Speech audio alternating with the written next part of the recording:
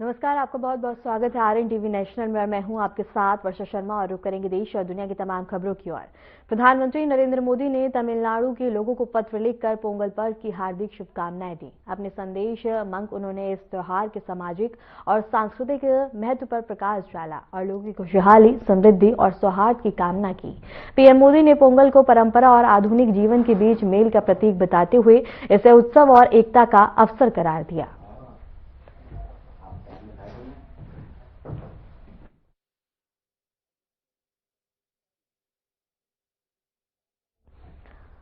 और इसके साथ ही बता दें कि प्रधानमंत्री नरेंद्र मोदी ने पत्र लिखकर सभी को पोंगल की हार्दिक शुभकामनाएं और बधाई दी हैं और इसके साथ ही बता दें कि यहां महत्व पर जोर दिया गया है और प्रकाश डाला।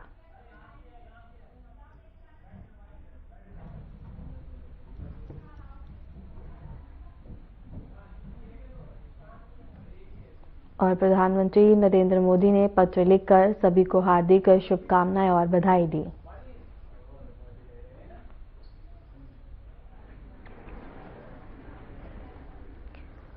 हरियाणा में बीजेपी के मीडिया, सोशल मीडिया और राज्य प्रवक्ताओं के लिए दूसरा प्रशिक्षण सत्र शुरू हो गया। इस कार्यक्रम का नेतृत्व सीएम नायब सिंह सैनी, सांसद एवं राष्ट्रीय प्रवक्ता सुधांशु त्रिवेदी और राज्य अध्यक्ष मोहन लाल बड़ौली और संगठन मंत्री ने किया है। और इसके साथ ही सत्र में पार्टी के सदस्यों को मुख्यमंत्री ने कहा कि यह पहल युवा खिलाड़ियों को उच्च स्तर के खेलों में भाग लेने और उपलब्धियां हासिल करने के लिए प्रेरित करेगी। उन्होंने भविष्य में छत्तीसगढ़ के बच्चों को खेलों में नई ऊंचाइयों तक पहुंचाने के संकल्प को दोहराया। प्रतियोगिता में भाग लेने वाली टीमों और खिलाड़ियों को भी सम्मानित किया गया और खेलों को बढ़ावा देने के लिए राज्य सरकार द्वारा प्रयास किए जाने की बात कही गई। खरोरा की पावन भूमि में खरोरा के निवासियों और जोहार छत्तीसगढ़ फुटबॉल एसोसिएशन के द्वारा सीएम ट्रॉफी फुटबॉल प्रतियोगिता का आयोजन किया गया था, जिसमें 16 टीम भाग ली, जिसमें 12 टीम छत्तीसगढ़ के बाहर की थी, 4 टीम छत्तीसगढ़ की थी और बहुत शानदार तरीके से आज इसका समापन हो रहा है, जिसमें हमारे छत्तीसगढ़ नारायणपुर की टीम विजयी रही। तो विजेता टीम को बहुत बहुत बधाई देते हैं और केरल की टीम उप विजेता रही, तो उनको भी बहुत बहुत बधाई।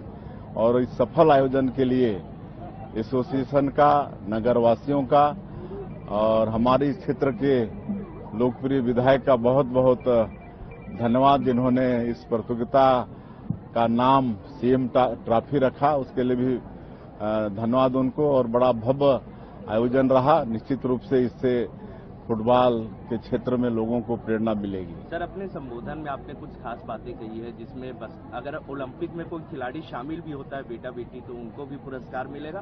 साथ ही आरसीबी का मैच भी रायपुर में हो सकता है। जी बिल्कुल, हम लोग लगातार छत्तीसगढ़ में खेल को बढ़ाने के लिए काम कर रहे हैं, जिसमें हमारे माननीय प्रधानमंत्री जी का भी खेलो इंडिया कार्यक्रम है, उसका भी लाभ हमारे प्रदेश को मिल रहा है। और बस्तर में पिछले 2 साल से ओलंपिक हो रहा है और रुझान काफी उसमें बढ़ रहा है। पिछले साल 1,65,000 लोग भाग लिए थे, इस साल 3,91,000 लोग भाग लिए हैं। और हम लोग आने वाले ओलंपिक में छत्तीसगढ़ के भी हमारे बेटा बेटी लोग शामिल हों, खेलें, इसके लिए भी अभी से चिंता कर रहे हैं। और इसलिए अगर कोई हमारा छत्तीसगढ़ का बेटा बेटी ओलंपिक में मात्र पार्टिसिपेट करेगा तो 21 लाख रुपया प्रोत्साहन स्वरूप देंगे सरकार की तरफ से। और अगर स्वर्ण पदक जीत के लाएगा तो 3 करोड़, रजत पदक जीत के लाएगा तो 2 करोड़ और कांस्य पदक जीत के लाएगा तो 1 करोड़ जो इनाम रहेगा तो रहेगा ही, लेकिन प्रोत्साहन स्वरूप सरकार देगी। और इस साल सौभाग्य है छत्तीसगढ़ का कि खेलो इंडिया ट्राइबल गेम, उसका भी मेजबानी करने का सौभाग्य छत्तीसगढ़ को मिलेगा, जो फरवरी महीने में होने वाला है और जिसका शुभारंभ हमारे देश के खेल मंत्री आदरणीय मनसुख मांडविया जी करने वाले हैं। और आज हम जो सीआरबी क्या आरसीबी के जो चेयरमैन हैं, उनसे मुलाकात हुई है, वो आए थे और आने वाले समय में 2 IPL का मैच छत्तीसगढ़ में होने वाला है।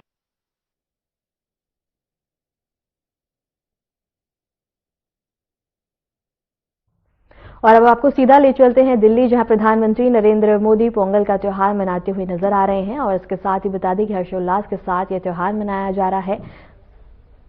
और ये तस्वीरें हम आपको सीधा दिखा रहे हैं, जहां प्रधानमंत्री नरेंद्र मोदी पूजा अर्चना कर रहे हैं और इसके साथ ही यहां अन्य लोग भी मौजूद हैं। और ये सीधा तस्वीरें हम आपको दिल्ली से दिखा रहे हैं। और ये सीधा तस्वीरें हम आपको दिल्ली से दिखा रहे हैं, जहां प्रधानमंत्री नरेंद्र मोदी पोंगल का त्योहार मना रहे हैं और यहां अन्य गणमान्य लोग भी मौजूद हैं और पूजा अर्चना कर रहे हैं।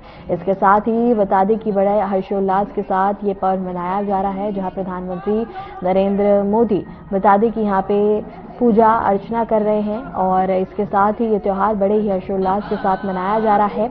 और बता दें कि यहाँ सभी अन्य लोग भी, गणमान्य लोग भी मौजूद हैं। और ये सीधा तस्वीरें हम आपको दिल्ली से दिखा रहे हैं, जहां प्रधानमंत्री नरेंद्र मोदी पोंगल का त्योहार मनाते हुए नजर आ रहे हैं।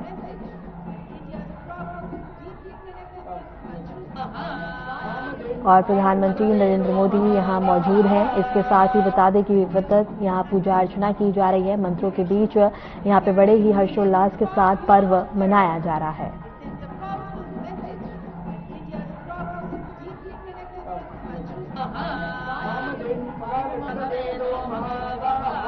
और दिल्ली से ये तस्वीरें हम आपको दिखा रहे हैं, जहां प्रधानमंत्री नरेंद्र मोदी पोंगल का त्योहार मनाते हुए नजर आ रहे हैं। यहाँ अन्य गणमान्य लोग भी मौजूद हैं और इसके साथ ही बता दें कि यहाँ मंत्रों के बीच पूजा अर्चना की जा रही है।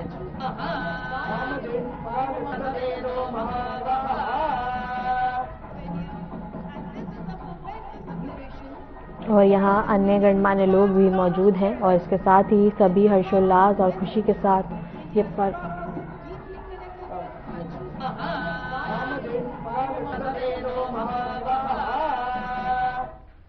और ये सीधा तस्वीरें हम आपको दिल्ली से दिखा रहे हैं, जहां प्रधानमंत्री नरेंद्र मोदी पोंगल का त्योहार मनाते हुए नजर आ रहे हैं।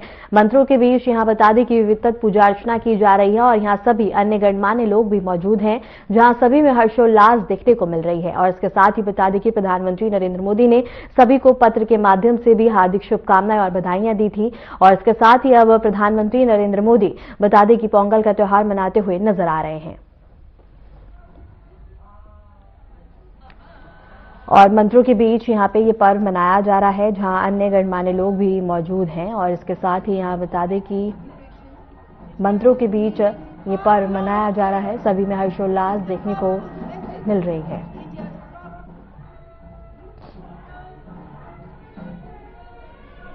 और इसके साथ ही बता दें कि यहाँ प्रधानमंत्री नरेंद्र मोदी सभी का अभिवादन करते हुए भी नजर आ रहे हैं और यहाँ जनसमूह लोगों का देखने को मिल रहा है और सभी में हर्षोल्लास देखने को मिल रही है। और ये सीधा तस्वीरें हम आपको दिल्ली से दिखा रहे हैं, जहाँ प्रधानमंत्री नरेंद्र मोदी सभी का अभिवादन करते हुए भी नजर आ रहे हैं। और यहाँ लोगों में हर्षोल्लास और खुशी देखने को मिल रही है। और इसके साथ ही आप तस्वीरों में भी देख सकते हैं कि किस तरह से लोग प्रधानमंत्री के साथ तस्वीरें लेते हुए नजर आ रहे हैं। और इसके साथ ही प्रधानमंत्री नरेंद्र मोदी यहाँ ऑटोग्राफ भी दे रहे हैं और इसके साथ ही यहाँ लोगों में काफी ज्यादा खुशी का माहौल देखने को मिल रहा है।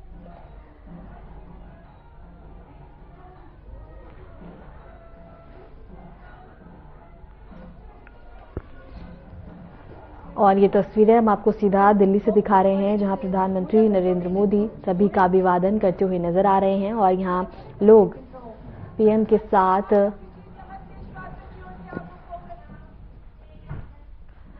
राजस्थान के मुख्यमंत्री भजनलाल शर्मा ने आगामी बजट की तैयारी के तहत महिला प्रतिनिधियों के साथ संवाद किया। जयपुर में आयोजित इस बैठक में विभिन्न वर्गों से जुड़ी महिला प्रतिनिधियों ने हिस्सा लिया और अपनी अपेक्षाओं, सुझावों और समस्याओं को मुख्यमंत्री के समक्ष रखा। मुख्यमंत्री भजनलाल शर्मा ने कहा कि राज्य सरकार महिलाओं के सशक्तिकरण, सुरक्षा और आत्मनिर्भरता को स्वच्छ प्राथमिकता दे रही है। उन्होंने भरोसा दिलाया कि महिलाओं से जुड़े शिक्षा, स्वास्थ्य, रोजगार और सामाजिक कल्याण से संबंधित सुझावों को बजट में और विचार विमर्श किया जाएगा। इसके साथ ही मुख्यमंत्री ने कहा कि महिलाओं की भागीदारी के बिना समावेशी विकास संभव नहीं है और सरकार उनके हित में ठोस और प्रभावी कदम उठाने के लिए प्रतिबद्ध है।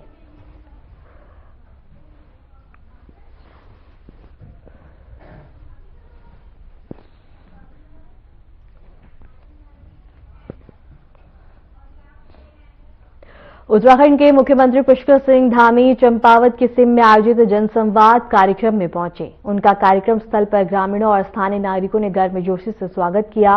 मुख्यमंत्री ने जनता से सीधे संवाद करते हुए कहा कि उनकी समस्याओं और अपेक्षाओं को सुना है। उन्होंने कहा कि राज्य सरकार जनता की सुविधा और विकास कार्यों को प्राथमिकता दे रही है। कार्यक्रम के दौरान मुख्यमंत्री ने सड़क, स्वास्थ्य, शिक्षा और जल आपूर्ति जैसी स्थानीय समस्याओं पर चर्चा की और सुधार के लिए बता दें कि अधिकारियों को निर्देश भी दिए।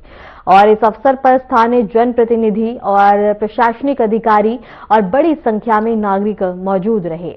इसके साथ ही मुख्यमंत्री पुष्कर सिंह धामी ने कहा कि जनसंवाद कार्यक्रम के माध्यम से सरकार और जनता के बीच समन्वय और पारदर्शिता बनी रहेगी।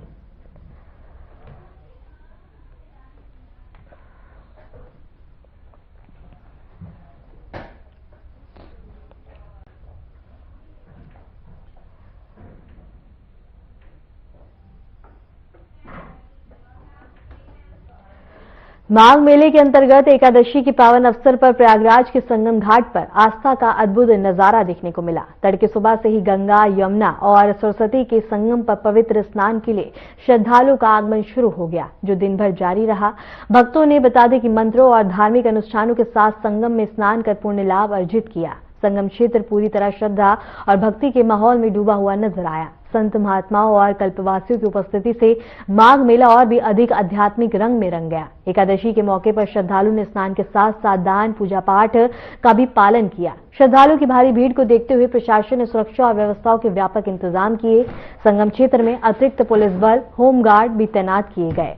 इसके साथ ही इसके घाटों की साफ सफाई, पेयजल, चिकित्सा और प्रकाश व्यवस्था पे भी विशेष ध्यान दिया गया। और प्रयागराज से ये खबर हम आपको बता रहे हैं, जहां माघ मेले पे तमाम व्यवस्था की गई। श्रद्धालुओं का हुजूम यहां देखने को मिला है। सभी ने पूजा अर्चना करी और इसके साथ ही बता दें कि पुण्यदान करके भी लाभ अर्जित किया है। और इसके साथ ही यहां प्रशासन की ओर से तमाम व्यवस्था की गई, ट्रैफिक की तमाम व्यवस्था की गई ताकि श्रद्धालु को किसी भी तरह की परेशानी ना हो। इसके साथ ही यहां बता दें कि देश भर से आए श्रद्धालुओं में श्रद्धा देखने को मिली।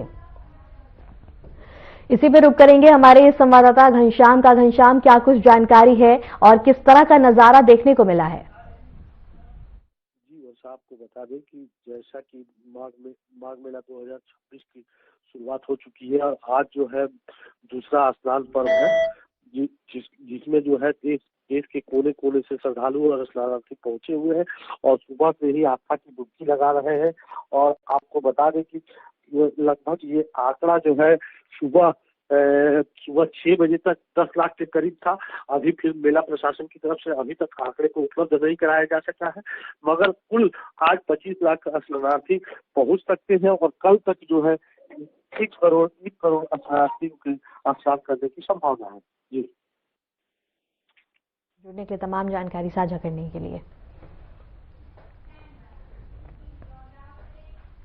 मकर संक्रांति 2026 के पावन अवसर पर देश भर में श्रद्धा और आस्था का अद्भुत नजारा देखने को मिला। उत्तर प्रदेश से लेकर पूर्व और मध्य भारत तक पवित्र नदियों और तीर्थ स्थलों पर श्रद्धालुओं की भारी भीड़ देखने को मिली। उत्तर प्रदेश के अयोध्या में मकर संक्रांति के मौके पर श्रद्धालु बड़ी संख्या में राम जन्मभूमि मंदिर पहुंचे, जहां उन्होंने दर्शन पूजन कर सुख समृद्धि की कामना की। वहीं सरयू नदी के घाटों पर भी सुबह से ही स्नान और पूजा का सिलसिला जारी रहा। वहीं उत्तराखंड के हरिद्वार में भी श्रद्धालुओं ने ब्रह्म मुहूर्त से ही हर की पौड़ी पर पवित्र स्नान किया।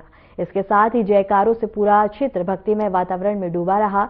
इसके साथ ही बता दें कि उड़ीसा के पुरी में भी मकर संक्रांति के अवसर पर श्री जगन्नाथ मंदिर में विशेष आरती का आयोजन किया गया। भगवान जगन्नाथ के दर्शन के लिए भक्तों की लंबी कतारें देखने को मिली। इसके साथ ही बता दें कि पश्चिम बंगाल के परगना में भी मकर संक्रांति 2026 के मौके पर श्रद्धालुओं ने गंगा सागर संगम में स्नान कर पुण्य अर्जित किया। और मेले में देश भर से आए श्रद्धालु और साधु संतों की मौजूदगी रही। और मध्य प्रदेश के नर्मदापुरम में भी श्रद्धालुओं ने सेठानी घाट पर नर्मदा नदी में आस्था की डुबकी लगाई और पूजा अर्चना करी। प्रशासन द्वारा सभी प्रमुख तीर्थ स्थलों पर सुरक्षा, स्वच्छता, चिकित्सा और यातायात की व्यवस्थाएं की गई हैं। मकर संक्रांति के अवसर पर देश भर में स्नान, दान, पूजा पाठ और धार्मिक अनुष्ठान शांतिपूर्ण ढंग से संपन्न हुए हैं। और ये तस्वीरें भी हम आपको दिखा रहे हैं। पहली तस्वीर उत्तर प्रदेश के अयोध्या से, दूसरी उड़ीसा के जगन्नाथ मंदिर से, मध्य प्रदेश के नर्मदा से और इसके साथ हर की पौड़ी से और इसके साथ ही पश्चिम बंगाल से भी तस्वीरें हम आपको दिखा रहे हैं। इन सभी तस्वीरों में आप देख सकते हैं कि श्रद्धालुओं का सैलाब किस तरह देखने को मिल रहा है। मकर संक्रांति पर भक्ति का उत्सव यहां सभी में देखने को मिल रहा है।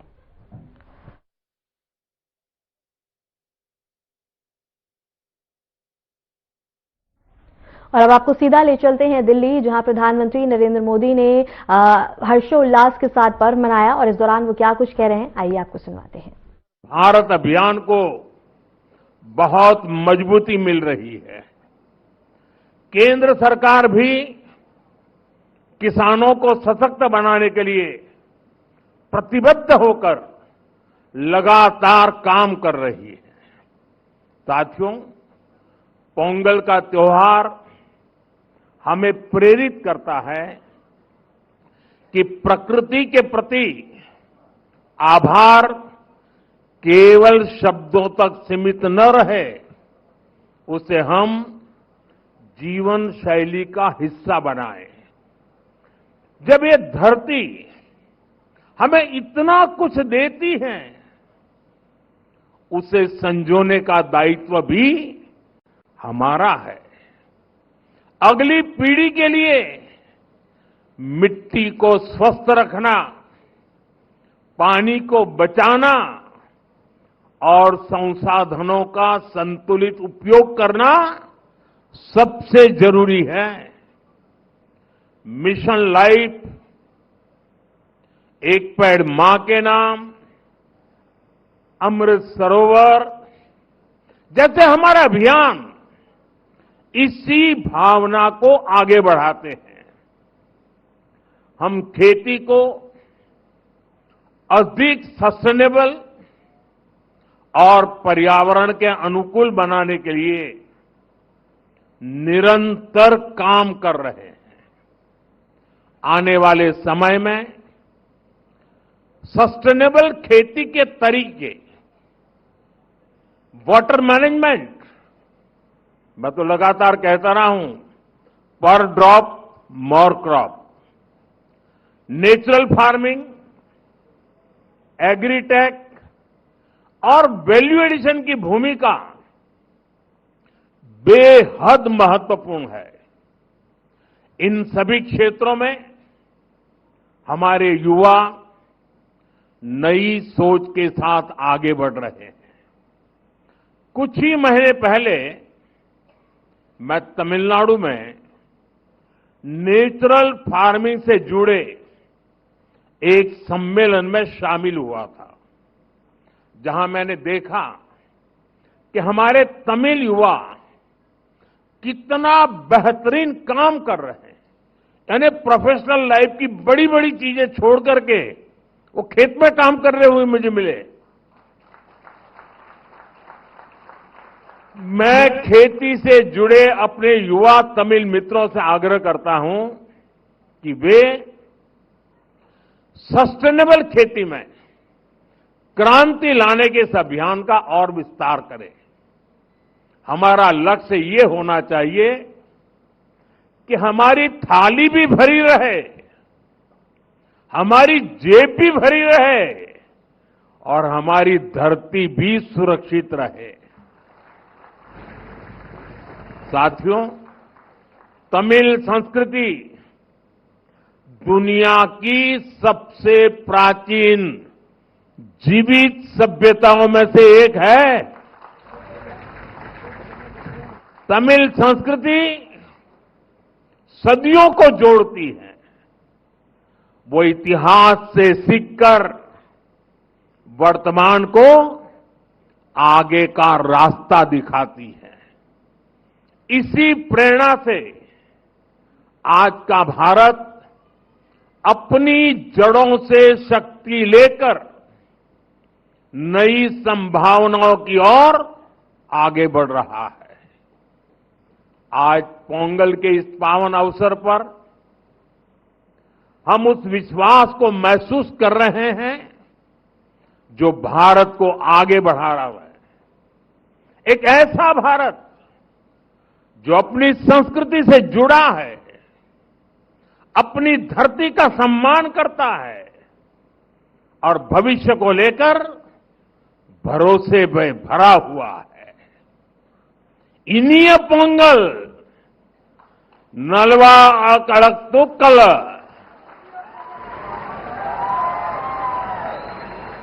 वाळगा तमिल, वळगा भारतम। एक बार फिर आप सभी को पोंगल की बहुत बहुत बधाई, बहुत बहुत धन्यवाद। वणक्कम।